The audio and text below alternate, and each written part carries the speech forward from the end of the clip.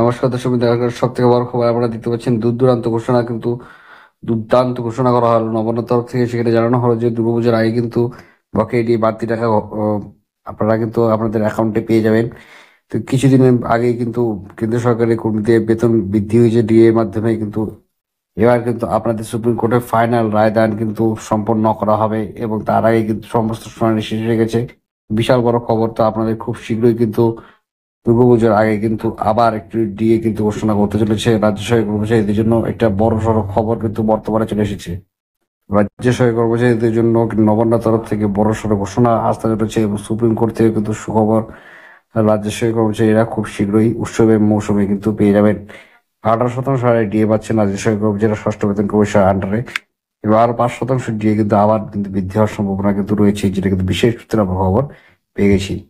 আশা করি আজকে ভালো লাগছে, লাইক করবে, শেয়ার করবে, চ্যানেল সাবস্ক্রাইব করে জয় হিন্দ, ধন্যবাদ। এটি